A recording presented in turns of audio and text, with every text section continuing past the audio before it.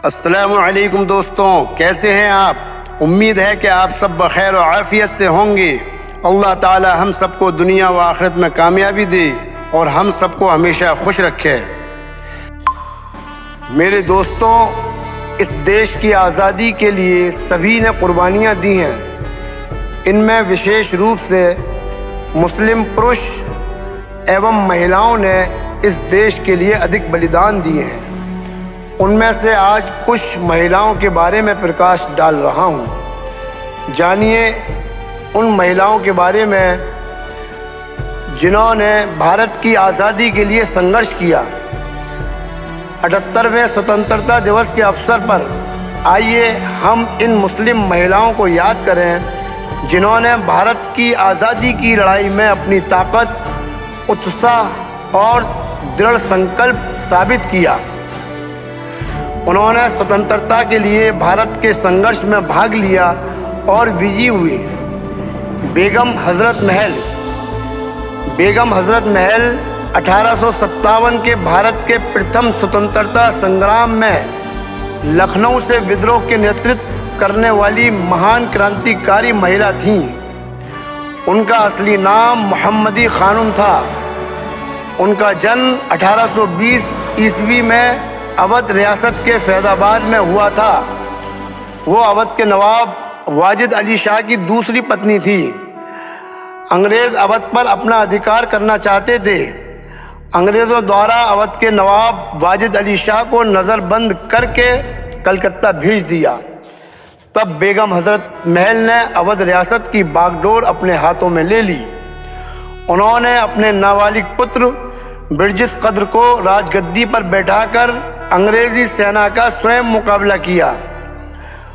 उनमें संगठन की अभूतपूर्व क्षमता थी और इसी कारण अवध के ज़मींदार, किसान, सैनिकों ने उनके नेतृत्व में अंग्रेज़ों से संघर्ष करते रहे। आलमबाग की लड़ाई में उन्होंने व उनके साथियों ने अंग्रेज़ी सेना का डटकर मुकाबला किया, परंतु पराजय के बाद उन्हें भागकर नेपाल में शरण लेनी पड़ी। नेपाल के प्रधानमंत्री महाराजा जंग बहादुर राणा द्वारा उन्हें शरण प्रदान की गई। उसके बाद बेगम हज़रत महल ने अपना पूरा जीवन नेपाल में ही व्यतीत किया और वहीं पर 7 अप्रैल 1879 ईस्वी में उनका निधन हो गया और वहीं काठमांडू की जामा मस्जिद के मैदान में दफनाया गया। प्रथम स्वतंत्रता संग्राम में उनके महत्वपूर्ण योगदान को सम्मानित करते हुए 15 अगस्त 1962 में लखनऊ हजरतगंज के विक्टोरिया पार्क का नाम बदलकर उनके नाम पर रखा गया। 10 मार्च 1984 को भारत सरकार द्वारा उनके सम्मान में डाक टिकट भी जारी किया गया। दूसरी, अब्दी बानो बेगम यानी बी अम्मा भारतीय स्वतंत्रता आंदोलन की एक साहसी राष्ट्रवादी महिला व स्वतंत्रता सेनानी थी। उनका असली नाम आब्दी बानो बेगम था। बी अम्मा का जन्म 1850 ईस्वी में उत्तर प्रदेश के राज्य ज़िला रामपुर में हुआ था। उनका विवाह रामपुर के अब्दुल अली खान से हुआ, लेकिन वो कम उम्र में विधवा हो गईं। फिर भी उन्होंने कड़ी मेहनत करके अपने बच्चों का पालन पोषण और शिक्षित किया।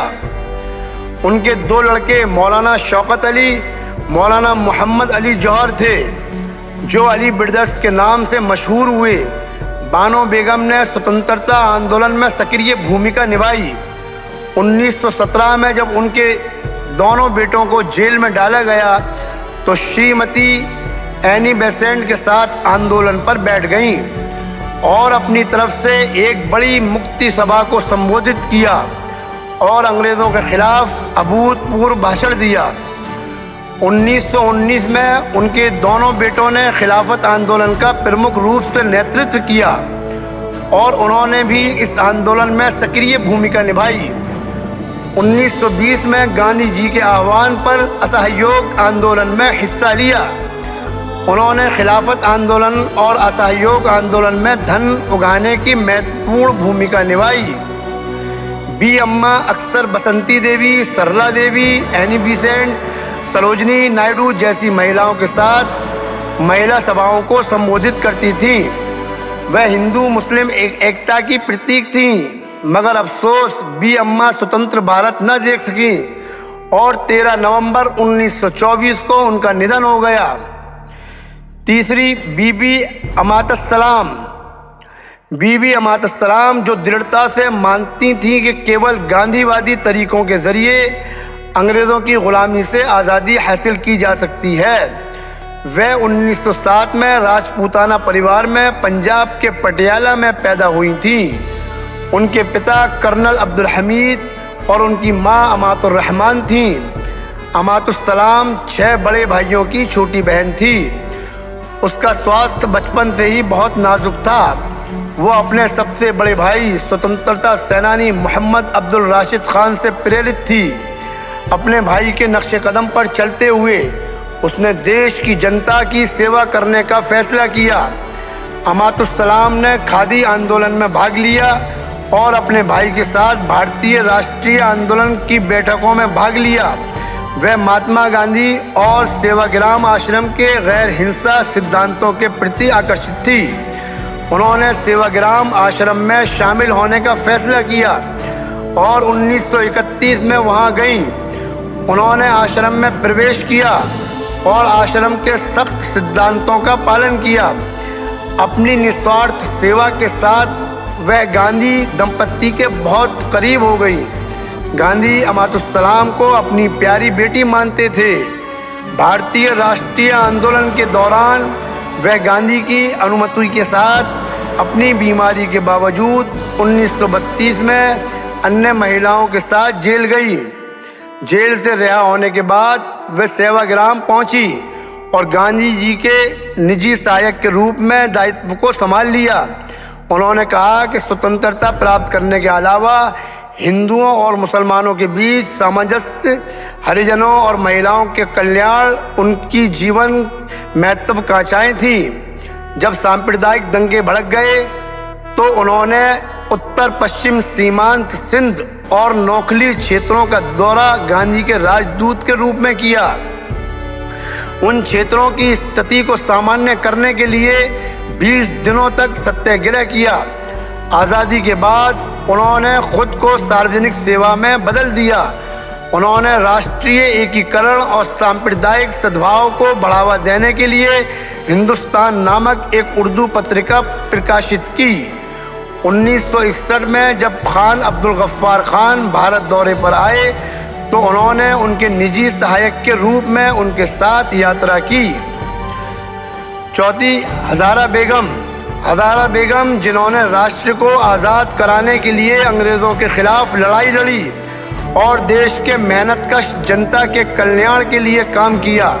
उनका जन्म 22 दिसंबर 1910 को उत्तर प्रदेश के सहारनपुर में हुआ था।